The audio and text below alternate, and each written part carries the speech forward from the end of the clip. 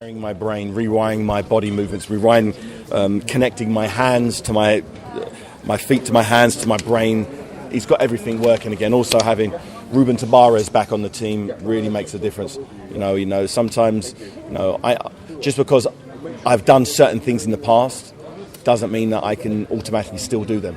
You could, for instance, you could juggle one day, so you can juggle. You don't juggle for 20 years, you forget how to juggle. So you need to sharpen your tools, constantly make sure that whatever the tool set you have that's been effective over the years, those tools are sharp. And this time round, I've been sharpening my tools behind the scenes, with Ismael Salas, sort of reinventing some of the things that I've been very good at in the past that kind of forgotten I did and just didn't do for some strange reason. But you're going to see something very, very special.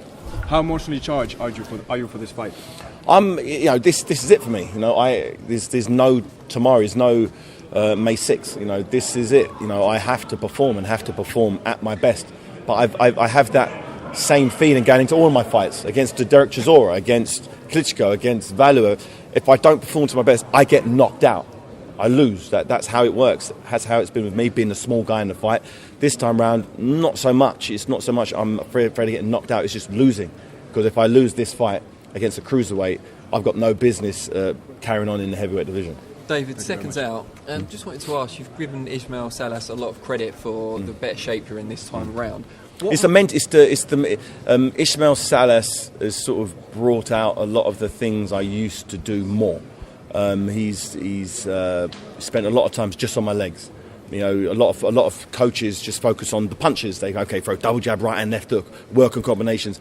We worked for months on my legs, just my connection between my brain and my legs, making sure that, the dexterity's there, making sure that the movement's there, my hips.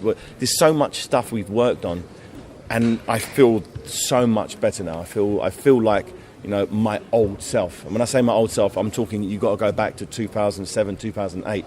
That's how good I'm feeling. In all my heavyweight fights, there was always issues prior to it. I never had a real smooth. There's always some issue. This time round, it's gone very, very well. So if this fight doesn't go the way I'm anticipating, I'll know in my heart that that's it. It's done. And do you wish you'd have been with Ismael earlier in your career, given what he's brought to the table? Everything happens for a reason. I wasn't meant to be with Ismael Salas prior to last year. I trained with him in 2014. Really liked working with him. Wanted him to train me, but he was based in Las Vegas at the time. He had some commitments with other fighters. So it didn't work out.